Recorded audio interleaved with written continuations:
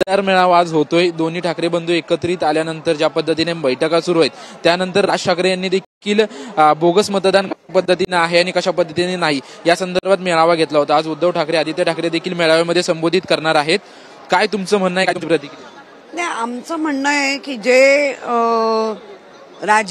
राहुल गांधींनी दाखवलं त्यानंतर खऱ्या अर्थाने संपूर्ण देशात याबद्दलची जागृती तयार झाली आणि आज जर पाहिलं तर प्रत्येक याच्यामध्ये पक्षामध्ये जो कानोसा घेतला जातोय त्याच्यामध्ये खरं कळून येत आहे।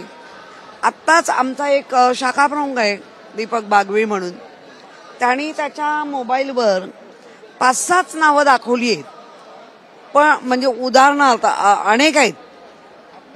102 वयाचा 100 मतदान करून गेला। मग मला प्रश्न असा आहे की तो जो प्रेसिडिंग ऑफिसर बसतो तो नेमका काय काम करतो? जेव्हा अशा वयाची लोक मतदार करून जातात याचा अर्थ तो बोगस झालेला आहे। मग त्यावेळेला तिथला जो प्रेसिडिंग ऑफिसर असतो किंवा जे काही टीम बसवली जाते निवडणूक आयोगाच्या माध्यमातून, ते लोक काय बघतात? त्यांना वेगळं ट्रेनिंग दिलं जातं का? त्यामुळे याची जागृती होणं गरजेचं आहे आणि त्या जागृतीमध्ये संकल्प विजयाचा, मुंबई जिंकण्याचा हा जो एक उद्धवजींकडनं आदित्यांकडनं जो निर्धार मिळेल तो प्रत्येक शिवसैनिक व्यवस्थित काम करेल आणि त्या निर्धाराने मुंबई जिंकणार म्हणजे जिंकणार। मुख्यमंत्री म्हणतायत की त्यांच्याकडे निवडणुकीसाठी कोणता मुद्दा नाहीये, पुढे पराभव दिसतोय, म्हणून अशा प्रकारचे निर्धार मेळावे घेतले जात आहेत। विशेष करून आदित्य ठाकरेंवरती मुख्यमंत्र्यांनी टीका। ह्याच निवडणूक आम्ही घेतो असं नाहीये। मागच्या वेळेला करून दाखवलं करून आमचे मेळावे झाले होते। प्रत्येक वेळेला प्रत्येक पक्षामध्ये आपापल्या जो पदाधिकारी आहे त्याला मोटिवेट करणं, त्याचं मोटिवेशन वाढवणं हे सगळ्यात पक्ष करतात। त्यामुळे मुख्यमंत्री सन्माननीय फडणवीस साहेब जेव्हा असं काही बोलतात त्यावेळेला ते थोडंसं हास्यास्पद होतं।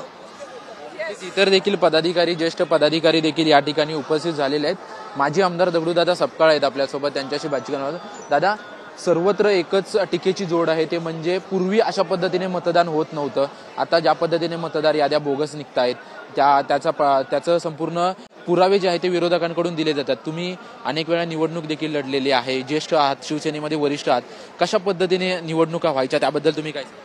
खरं म्हणजे हे त्यांनी सुरू केलं आणि अत्यंत वाईट आहे, लक्षात आलं गेलं। मग तुम्ही बाबासाहेब आंबेडकरांनी जे लिहिलंय ते आम्हाला मान्य आहे। हे जे म्हणता कशा जोर म्हणता तुम्ही, बाहेरनं एवढे लोक आणून एका घरात 40 माणसं राहतात का रे? राहू शकतात? एका घरात 20 माणसं राहू शकतात आपल्याकडं 10x10च्या घरात? म्हणजे हे ॲड्रेस सगळे काढून पद्धतशीर केलं त्यांनी पद्धत। आणि म्हणून ते खरं म्हणजे राजीव गांधीचं वाक्य बरोबर आहे की चोरो को, चोरी केली और चोरो की सत्ता आहे, आहेच खरं आहे ते। फडणवीसांनी कबूल केले, तुम्ही मी बोलण्यापेक्षा फडणवीस आता मोठा लीडर आहे, त्याने देखील कबूल केले की याद्यांमध्ये घोळ आहे म्हणून। मग ठीक आहे, इतक्या वर्ष निवडणूक पुढे गेलेली आहे ना, याद्या पूर्णपणे पक्क्या करा मगच निवडणूक घ्या, बघू किती काम करतात ते। हे नुसतं दाखवायला आहे, कळलं की नाही, करायला काही नाही। आणि बोलायचे बोबडे असतात ना, बोबडे, तसं आहे ते। निवडणूक झाल्यानंतर संपूर्ण बाबी लक्षात आल्या, निवडणुकीची प्रक्रिया सुरू असताना ह्या गोष्टी बाहेर येणं अपेक्षित होतं, कार्यकर्त्यांनी सतर्क राहिले नाहीत कुठेतरी? असं अजिबात नाही। कार्यकर्ते कसे सतर्क राहतील मला सांगा? तुमच्या पक्षात तुम्ही माणसं आणली, तुमच्या पक्षातल्या कार्यकर्त्यांनी तुम्हाला ॲड्रेस दिले, बाकीचे कार्यकर्ते कसे काय सतर्क राहणार? असं थोडी कोणाला माहिती आहे? अरे असं माहिती असतं ठोकून काढले नसते का? असं माहिती असतं तर ठोकून नसतं का काढले. आता माहिती पडले, मग आता पुढे कशा पद्धतीने निवड? बघू ना कशी निवडणूक करतात ती बघू. आता निव्वळ राजची ना आमची कॉम्प्रोमाइज झाली, त्याच्याशिवाय त्यांच्याकडे बोलायला विषयच नाही.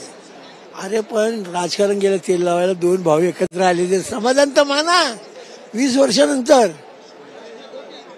वर्षानंतर दोन भाऊ एक कुटुंब एकत्र आलं तर आपल्याला समाधान मानायला काय हरकत आहे. पण नाही, ते नाही होणार. हा निर्धार आपण कशाचा समजायचा? आज निर्धार मेळावा होतोय, हा निर्धार मेळावा आता काय सांगतात ते उद्धव साहेब येतील तेव्हा सांगतील किंवा आदित्य साहेब सांगतील. त्या पद्धतीनं कार्यकर्त्यांनी काम केलं पाहिजे आणि त्या पद्धतीनं काम केलं तर हे सगळं होऊ शकतं. याच्यात काय अवघड नाही. पण घराघरात जायची, पायानं तसली देण्याची ताकद ठेवली पाहिजे. तुझं घर किती, हा कोण कोण घरात आहे, समजा आम्ही दोघं नवरा बायको, आणखी कोण आहे, आणखी एक मुलगा आहे, बरं 3 झाले, आणखी कोण आहे, आणखी एक नातेवाईक आहे, 4 झाले. मग ह्या तुमच्या ॲड्रेसवर 40 नावं कशी? हे जेव्हा शोधून काढतील आणि हे करतील तर फक्त शिवसेनेवाले करतील, बाकीचं कोणाचं काम. पालिकेचा निर्धार दोन्ही भावांनी एकत्रित करायला हवा की कसा? करणार एकत्र ते त्यांची मग ठाकरे फॅमिलीच्या बाबतीत ते काय बोलू शकत नाही, त्यांची इच्छा आहे. इतक्या वर्षाने एकत्र आल्यात, आम्हाला हे समाधान आहे की 2 फॅमिली एकत्र आल्या, बरोबर आहे. कॉम्प्रोमाइज होणार ते बोलतील दोघेही. 20 वर्षांनी एकत्रित आले म्हणते, तुम्ही समाधान व्यक्त करताय. या समाधानावरती जर सत्ता आली दोघांची पालिकेवरती तर मग काय होणार आहे? काही होणार नाही. सत्ता जर आली पालिकेवर तर काही होणार नाही, बरोबर तर डिवाइड होईल. ती आशा कुणालाच नाही ना, त्यांना नाही ना ह्याला नाही. लक्षात आलं की नाही? हे ज्या आजूबाजूला लोक असतात ना, ह्या आजूबाजूच्या लोकांनी घातलेला गोंधळ आहे. नक्कीच आपण पाहतो की सर्व ज्येष्ठ वरिष्ठ नेते जे आहेत ते या मेळाव्याला उपस्थित असल्याचं आपल्याला या ठिकाणी पाहायला मिळतंय. सर्व आमदार खासदार देखील या मेळाव्याला पोहोचल्याचं आपल्याला पाहायला मिळतंय. शिवसैनिक जे आहेत ते शिवसैनिक देखील या ठिकाणी पोहोचलेले आहेत. स्वतः शिवसेनेचे वरिष्ठ नेते आणि खासदार अरविंद सावंत देखील या ठिकाणी पोहोचल्याचं आपल्याला या ठिकाणी पाहायला मिळतंय. भाई, गेल्या अनेक दिवसांपासून मेळावे होत आहेत, निवडणूक आयोगाच्या विरोधात वारंवार पत्रकार परिषदा देखील होत आहेत आणि विशेष म्हणजे जे राहुल गांधी देशामध्ये बोगस मतदार याद्यांविषयी बोलतायत, बोगस मतदानाविषयी बोलतायत, त्याचे तुम्ही स्वतः साक्षीदार आहात, त्यांच्यासोबत असता तुम्ही. मुंबईमध्ये देखील अशा पद्धतीने पार पडते. आता आदित्य ठाकरे त्याच पद्धतीने सादरीकरण करणार आहेत. काय तुमचे अनुभव आहेत, काय सांगा? भयानक आहेत. म्हणजे मला अगदी काल परवाच्या निवडणूक आयुक्तांशी झालेली भेट, ते निवडणूक हा सगळा प्रवास मी जवळून पाहतोय आणि जी उत्तरं दिली जात आहेत ती पाहिल्यानंतर न्याय व्यवस्था आपली शांत का असा मला विचार पडत राहतो. कारण खरं तिथं आहे, कारण कळतंय तुम्हाला की निवडणूक आयोग चुकीचं वागतोय, बायस वागतोय, विकला गेलाय, गुलामासारखा वागतोय. मग सर्वोच्च न्यायालय सुद्धा पाहत बसलंय. ही चिंतेची बाब आहे. जनता उठाव करते, बोलते, तुमच्यासमोर पुरावे सादर करतायत आणि असे पुरावे आहेत की तुम्ही बोलू शकत नाही त्या पुराव्यावर. पण तरी सुद्धा काय उत्तर दिलं त्या दिवशी तुम्हाला माहिती आहे. मला त्या आयुक्तांनी मला म्हणाले आम्हाला नाव नाही काढता येणार डुप्लिकेट. मग म्हटलं तुम्ही काय करणार? नाही म्हणे त्या मतदाराला विचारणार तुला कोणत्या पत्त्यावर मतदान करायचंय आणि मग दुसऱ्या ठिकाणी ज्याचं नाव आहे तिथं आम्ही फक्त डुप्लिकेट लिहिणार. आता कोण बघणार ते? कोण बघणार आहे? जाऊन सर्वसामान्य माणसांना या गोष्टी बघायला वेळ नाहीये. जगण्याची भ्रांत आहे हो.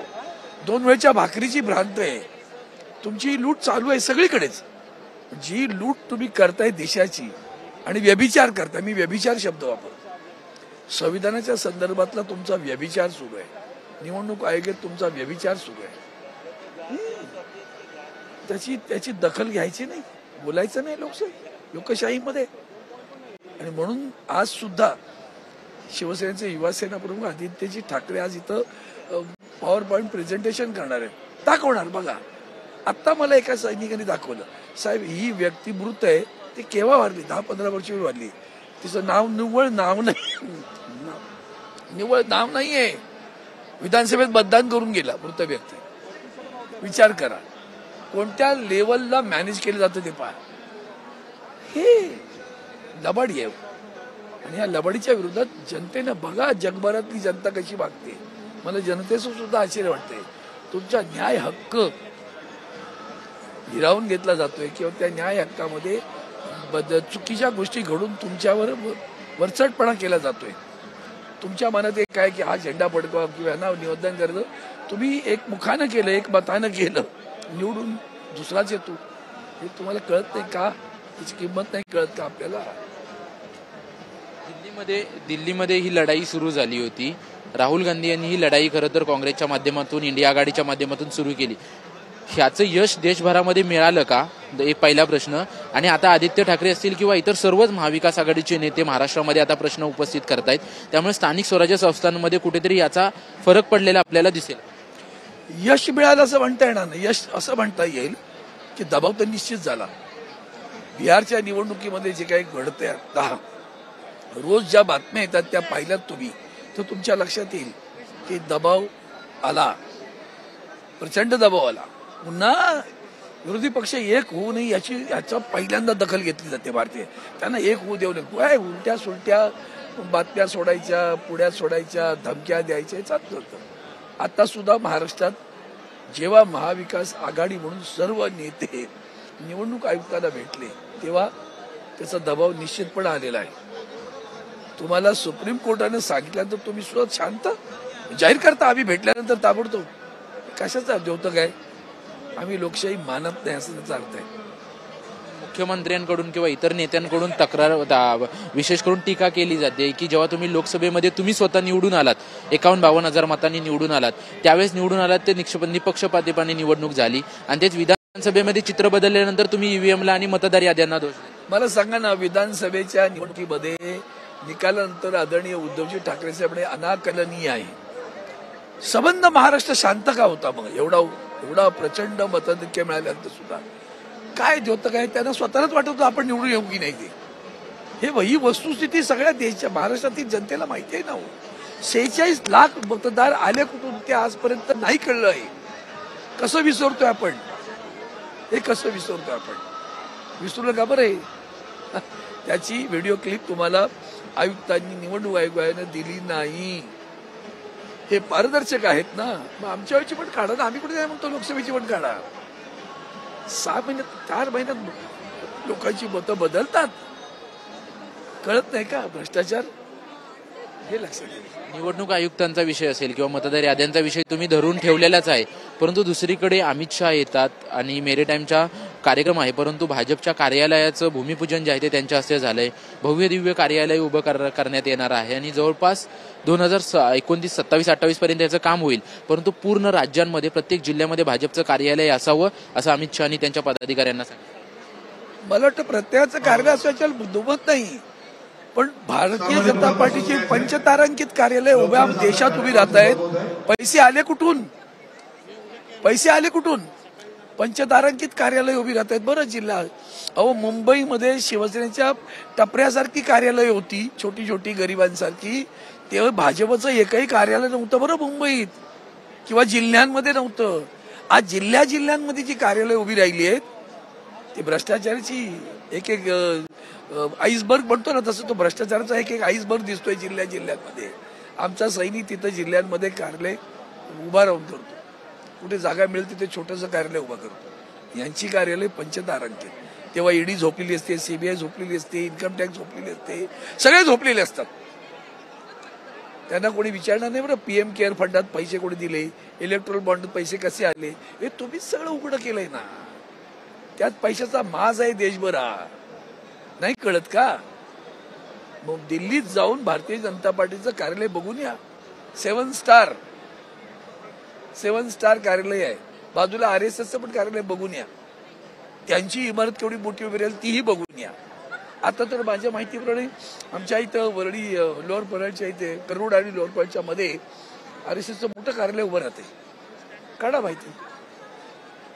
आपल्याला एक भूखंड पाहिजे. मी साधं शाळा चालवण्यासाठी जागा मागितली, अजून दिली नाही मला. शाळा बंद पडलेल्या आहेत, त्यातली पण शाळा देत नाही, आणि जे काय बांधून दिली ती पण वापरत करत नाही. कळत नाही का आपल्याला? बरील लाईन्सला भूखंड मिळतो, किती तत्परतेने फाईल धडधड पास होते. कोण हा बिल्डर?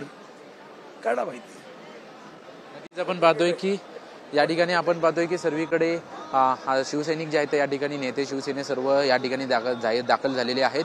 स्वतः आदित्य ठाकरे जे आहेत या संदर्भात प्रेझेंटेशन देखील करणार आहेत आणि ठिकठिकाणी कशा पद्धतीने मतदार याद्यांमध्ये घोळ आहे याचं प्रेझेंटेशन, याचं सादरीकरण जे आहे ते आदित्य ठाकरे यांच्या मार्फत केलं जाणार आहे. कॅमेरामन रोशन गायकवाडसह निवृत्ती बाबर, TV9 मराठी, मुंबई.